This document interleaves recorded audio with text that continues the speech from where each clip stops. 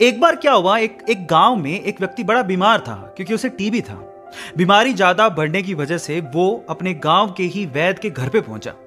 अब जैसे ही वो वैद्य के घर गया, उसको पता लगा कि वैद्य जी घर पे नहीं है, वो खेत में काम कर रहे हैं। तो वो खेत पहुंच गया। अब खेत में जाके उसने वैद्य जी को सारी बात बताई कि उसे क्या बीमारी है, क्या प्रॉब्लम है।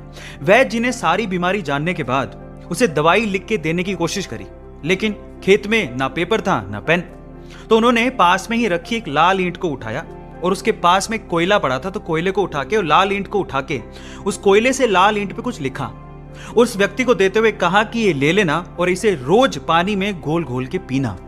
अब प्रॉब्लम यह थी कि वो व्यक्ति अनपढ़ था, वो वैद्य जी की बात को ठीक से समझ नहीं पाया, लेकिन वो उस ईंट को लेके घर चला गया और 3 महीने बाद वापस लौट के वैद्य जी के पास आया और कहता है कि वैद्य जी, आपके द्वारा दी गई दवाई से मैं आधा तो ठीक हो चुका हूं। अगर आप मुझे वो दवाई दोबारा दे दें तो शायद मैं पूरा ठीक हो जाऊं। तो वैद्य जी ने कहा, मैंने तुम्हें दिया तो था। तो वो व्यक्ति क्या कहता है, ध्यान से सुनिएगा। वो व्यक्ति ये कहता है कि ईंटें तो हमारे घर पे भी पड़ी हैं, लेकिन उस ईंट पे जो आपने मंत्र फूंक के दिया था, अगर वो मुझे मिल जाए तो मेरा काम बन जाए। तो वैद्य जी हैरान रह गए। उन्होंने पूरी बात पूछी तो पता लगा कि वो व्यक्ति पिछले 3 महीने से उस ईंट को पानी में घोल घोल के पी रहा है, लेकिन फिर भी वैद्य जी ने उसको कुछ नहीं कहा, सच्चाई बताई नहीं। पता है क्यों? क्योंकि उसे उस इलाज में विश्वास था और वो ठीक हो रहा था। वैद्य जी ने फिर से ईंट ली और फिर से उस ईंट पे कोयले से दवाई लिख के उसे दे दी और वो बंदा पूरी तरह से ठीक हो गया। अब आप लोग कहेंगे कि कैसे बच्चों वाली कहानी है, नहीं, लेकिन यहां पर समझने और सीखने लायक बहुत सारी चीजें हैं। यहां सीखने लायक बात यह है कि दवाई लेने के साथ साथ आपको इस चीज पे भी विश्वास होना चाहिए कि इस दवाई को लेने के बाद मैं पूरी तरह से स्वस्थ हो जाऊंगा, तभी आप उस प्रॉब्लम से बाहर निकल पाओगे। और ये चीज आपकी जिंदगी पे भी लागू होती है। अगर आपको अपने आप पे विश्वास है और अपने आइडिया पे विश्वास है और अगर आप रिस्क उठाना जानते हैं तो एक ना एक दिन आप सफल जरूर हो जाओगे। बस अपने विश्वास को डगमगाने मत देना, उसे बनाए रखना। विश्वास एक बहुत बड़ी चीज होती है। वो विश्वास ही है जिसकी वजह से एलोन मस्क दुनिया के सबसे क्रांतिकारी आदमी बने। वो विश्वास ही है जिसकी वजह से सचिन तेंदुलकर क्रिकेट के भगवान बने। वो विश्वास ही है जिसकी वजह से अमिताभ बच्चन सदी के महानायक बने। मैंने अक्सर अपनी जिंदगी में देखा है कि जो लोग रिस्क नहीं उठाते वो अपनी जिंदगी में कुछ बड़ा अचीव नहीं कर पाते। नेल्सन मंडेला खुद ये कहते हैं कि अगर आप अपनी जिंदगी में कुछ भी रिस्क नहीं उठाते हो तो ऐसी जिंदगी में कोई पैशन नहीं होता, जबकि आपको पता है कि आप इससे बेहतर जिंदगी जी सकते हो। फर्क है सिर्फ रिस्क उठाने का, और रिस्क वही उठाते हैं जिनको अपने आप पे विश्वास होता है। और विश्वास ही वो चीज है जिसकी वजह से लोग पत्थर की मूर्ति को भगवान समझ के पूजते हैं और उनकी मनोकामनाएं पूरी हो जाती हैं।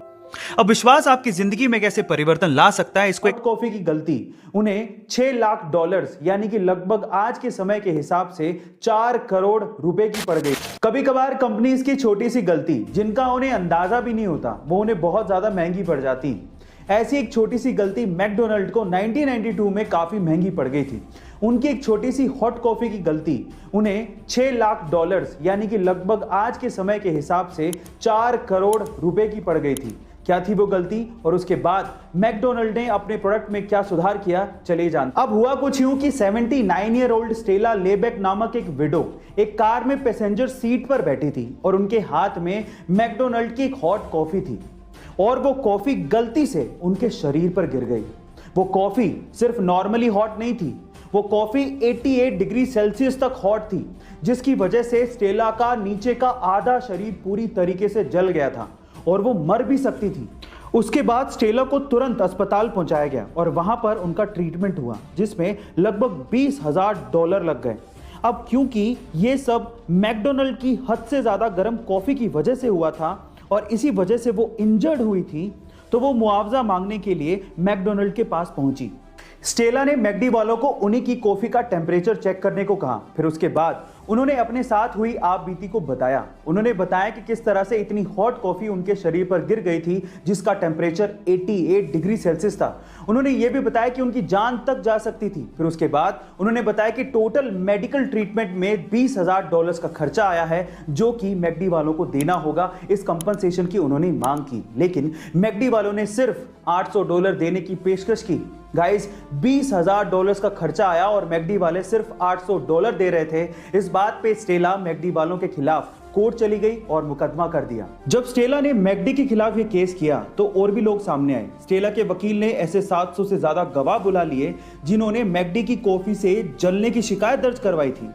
कोर्ट ने स्टेला और बाकी सारे गवाहों को सुना, फिर उसके बाद स्टेला के हक में फैसला सुना दिया और उसके बाद मैकडी को $6 लाख का मुआवजा स्टेला को देने को कहा, जो आज के हिसाब से लगभग 4.5 करोड़ रुपए होते हैं। फाइनली स्टेला को उसका कंपनसेशन मिल गया। उसके मेडिकल ट्रीटमेंट में टोटल $20,000 खर्च हुए थे, लेकिन अदालत के इंटरफेरेंस के बाद मैकडोनल्ड को टोटल $6 लाख का मुआवजा देना पड़ा। अब यहां से आप लोगों के अलग अलग मत हो सकते हैं। कई लोग ये कह सकते हैं कि स्टेला को न्याय मिला, कई लोग ये भी कह सकते हैं कि मैकडी की इसमें क्या गलती थी, उसको इतना खामियाजा क्यों भुगतना पड़ा।